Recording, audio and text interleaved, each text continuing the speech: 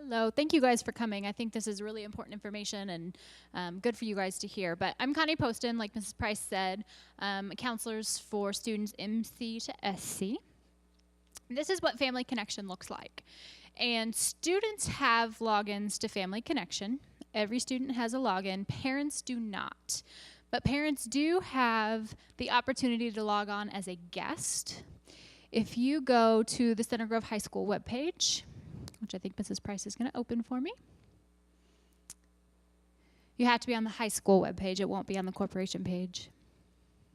And then right down here on one of the links, it says Family Connection. This is where your student will log on. This is their Skyward information. So if you have that, I guess you could log on. But that's what that is. It's not their email. It's their Skyward information. But if you want to log in as a guest, just click I'm a guest. And you might want to write this down. The password is Trojan. Trojan, lowercase. Now, if you log on, you won't be able to see nearly as much as your students can see, but you can see some generic information that might be of interest to you.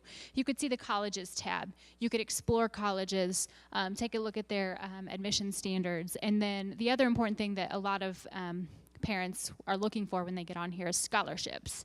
So right down here is the scholarship list. This part looks the same as what your students will see. This is where we update the scholarships. As I get scholarships, I'm actually in charge of updating the scholarships. As I get them, I put them all on here.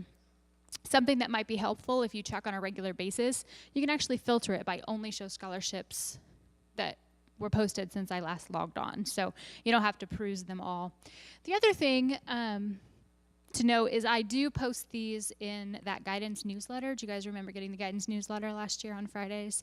I'll be sending that out again, and usually I'll post scholarships that I've gotten newly on that newsletter too, so be sure to be looking for that.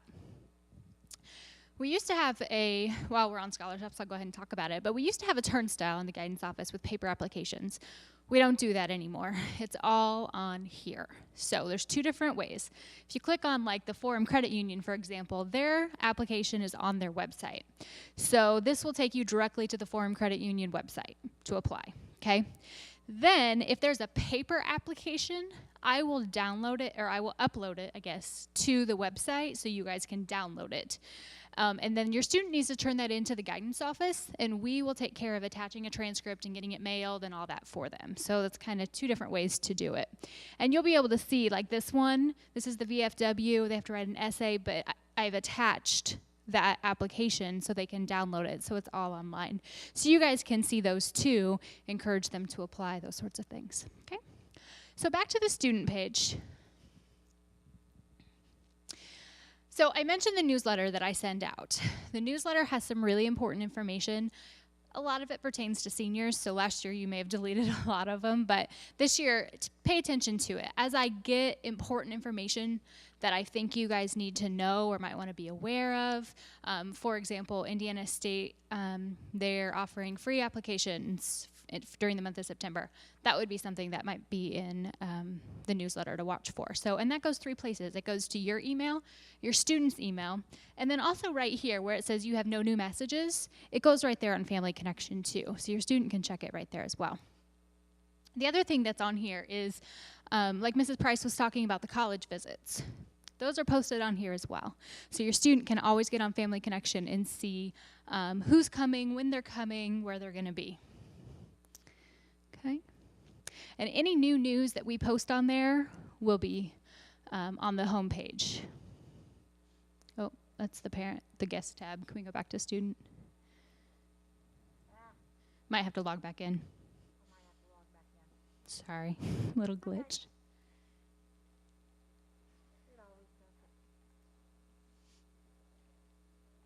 Technology, it's good, but it doesn't always work with us. So.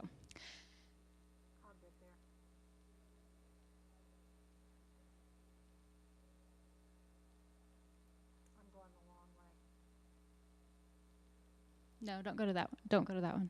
You want me to go just to the kid, but I don't think I can pull. I think I can pull him back up. Okay, she's going to pull it back up for me. So back on, I'll start talking about the tabs. At the very top, Your students have been working with Family Connection for quite a while. They used it in Keystone. They did interest inventories to start thinking about careers. They also did some courses, and they did a 4-year course plan to figure out what kind of courses they might want to take, that sort of thing. So they're familiar with the program, and they should be. As Mrs. Price logs in, so we're not really going to focus on the courses tab at this point. Their courses are pretty set. One of the other tabs, though, that might be of importance to them is the careers and the About Me tab. Maybe your student still has no idea what they want to do, and there's a lot of seniors in that boat. On here, there are some interest inventories that they can take to figure out, okay, I'm this kind of personality. Here's a list of careers that might be of interest to me. And that's all on there for free. So take a look at the careers tab. It's really helpful. The About Me tab has very similar sort of assessments. There's like a multiple intelligence assessment and do what you are. So again, it's going to take your students' personality into account to determine these might be the sort of careers that you might want to think about. Maybe it's the medical field or a math field, something like that. The other thing that we want to show you is back up at the top, the My Planner tab. The counselors have assigned several tasks to all of your students, and we did this last year. We assigned different tasks to every grade level. For example, we asked our juniors and seniors to create a resume. The reason that this is helpful is perhaps they're going to apply to an internship or a job, or maybe they need it, for a letter recommendation for somebody. So we asked them to write a resume. And where they would go is My Planner and tasks assigned to me, and that's where they would see the tasks that are assigned to them. And the resume builder on here, in case your student does need a resume, is very helpful. It's right here. What they can do is it actually walks them through exactly what they need to put on their resume. So it'll ask about past experiences, and they just type in their answer. It'll ask another question, they type in their answer. And then it generates this really nice looking resume for them. So it's pretty easy, pretty self-explanatory. So something good to know if you want your student to create a resume. We've asked them to, and I know some of them have. Okay, finally, the colleges tab, which is probably the tab that they're going to be using the most this year. Couple things on here just to show you. If you scroll down, under the colleges tab is where the scholarships are listed for the kids. So same thing that you guys saw when we were logged in as a guest, it's right here. They can also explore some colleges. So let's say they have no idea what kind of college they want to go to. The Supermatch College Search is a nice option. They can enter like, I want to go to a small school, and this is my GPA, and I want it to be in the state of Indiana. It'll just give them a list of colleges, ones that they maybe haven't even thought about. The other thing that's nice on here is scattergrams. Students always ask me, this is my GPA, am I going to get into IU? Well, something I like to show them is the scattergram. So let's say that, just pick a college, we can go to Ball State there at the bottom. Okay. And if you click Display Graph, you'll see this graph. And this is data from Center Grove. These are students that have been admitted to Ball State, the green dots. If you see that one, I don't know if you can see that blue diamond from there, that's a student that's been waitlisted. If there'd anybody that had been denied, there'd be X's. Your student, this is a fictitious student, so there's no circle, there's no data for them, but your student will have a circle. And that circle will lie somewhere on this graph based on their GPA and their SAT or ACT scores. And this will tell them, if they fall in the middle of all those greens, I'll say, yeah, you know what, your chances are pretty good. But if their GPA is a little low, or their test scores are a little low, and they don't fall in the range of the students that have previously been admitted, their chances may not be as good. So they know, oh look, I need to retake my SAT, or I need to retake my ACT, whatever the case might be. So any school that we've had 4 or more students go to, we have this data for. So it can be really helpful to kind of take a look and see, okay, where do I lie in comparison to other students that have gone to that school? Okay, so once your student decides where they want to apply, they will apply to that school, obviously. They have one of 2 options to do so. Depends on the school. So IU, for example, they will go to the IU website, click Apply Now, fill out the IU's application, because they have their own distinct application. Other schools use something called the Common App. And the Common App is just exactly what it sounds like, a common application that several schools use so they don't have their own personal one. Purdue, for example, is a great example of a lot of our students apply to Purdue. Purdue uses the Common App. So when you click Apply Now on the Purdue website, it'll take you to the Common App website, and they'll have to fill that out. So it's just kind of one extra step. When you log on to colleges and colleges I'm applying to, you'll see this page. If they've used the Common App, it's really important that they enter the email address here that matches the email address they used for the Common App. It doesn't matter what email that is, just as long as they match. They have to match so that way everything out in cyberspace can find each other and it all goes to the right place. Then down here, once your student has applied to school, they have to let their counselor know, hey, I need my transcripts and all my paperwork sent. This is the way that they'll let us know. There's already 2 added. We're going to add another college. You'll just click Add to this list, and we can choose whatever college we want. Just pick one. Let's go with Franklin. There we go. So Franklin College, and you'll click I have submitted my application, hopefully they have at this point, and request transcript. They'll want to include their SAT and ACT scores. Okay, and then scroll down. You'll click Add Colleges.